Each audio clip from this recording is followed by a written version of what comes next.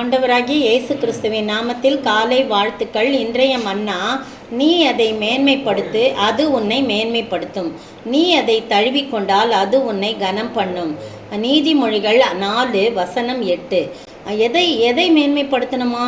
அது எதை மேன்மைப்படுத்தினா அது நம்மை மேன்மைப்படுத்துமான் போது முந்தின வசனம் சொல்லுது, ஞானமே முக்கியம்.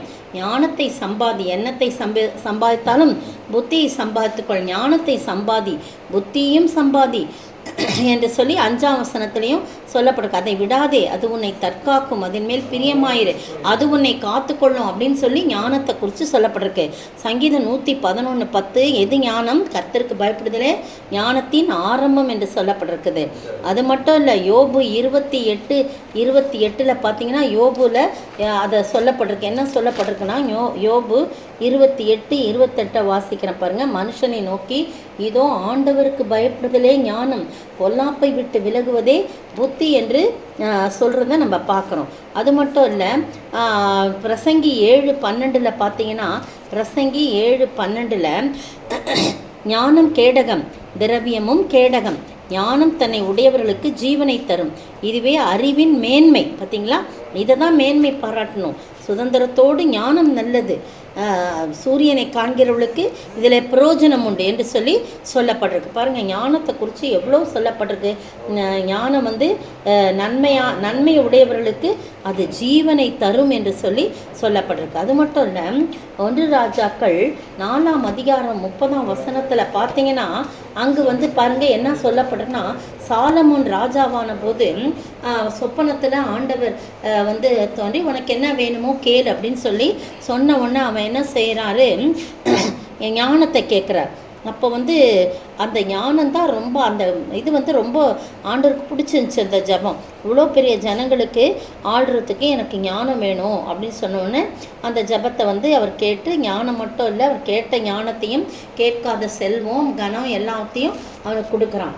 பாருங்க, தேவன் சாலமோனுக்கு மிகுதியான ஞானத்தையும் 29:4-29 1 ராஜாக்கள், தேவன் சாலமோனுக்கு மிகுதியான ஞானத்தையும் புத்தியும் கடற்கரை மணலத்தனையான மனோவிருத்தியையும் கொடுத்தார் என்று சொல்லி பார்க்கிறோம்.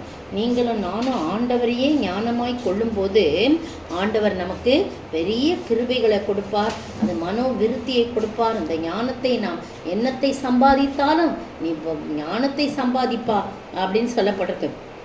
எதுனாலும் பரவாயில்ல, எது சம்பாதிக்கணும்னாலும் பரவாயில்ல, ஞானத்தை சம்பாதிக்கொள். அப்படின்னா ஞானத்தை உன் சொந்தமாக்கிக்கொள், ஞானமாகிய கர்த்தரை உன்னோடு வைத்துக்கொள், உனக்கு நீ சொந்தமாக்கிக்கொள் அப்படின்னு சொல்லி சொல்லப்பட்டிருக்கு.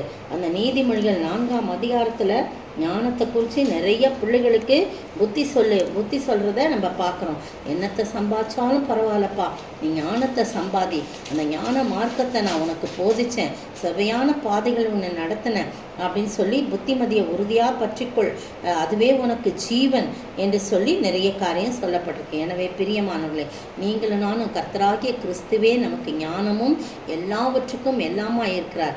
1 கொரிந்தியர் 1:31 அவரே தேவனால் நமக்கு ஞானமும் நீதியும் மீட்புமானார் என்று சொல்லி பார்க்கிறோம். பார்த்தீங்களா? அவர் தான் நமக்கு ஞானமும் நீதியும் பரிசுத்தரும் மீட்புமானார் என்று சொல்லி இங்கே சொல்லப்படும். எனவே அவர்தான் ஞானம். அவரை பெற்றுக்கொள்வோம், அவரை நம்ம தக்க வைத்துக் கொள்வோம். அவரை மேன்மைப்படுத்தும் போது அவர் நம்மை மேன்மைப்படுத்துவார். அப்படிப்பட்ட ஆசீர்வாதத்தை பெற்று வாழ ஆண்டவர் தாமே கிருபை செய்வாராக. ஆமென். தேவனே ஒளியும் மீட்புமானார், யாருக்கு அஞ்சிடுவேன்?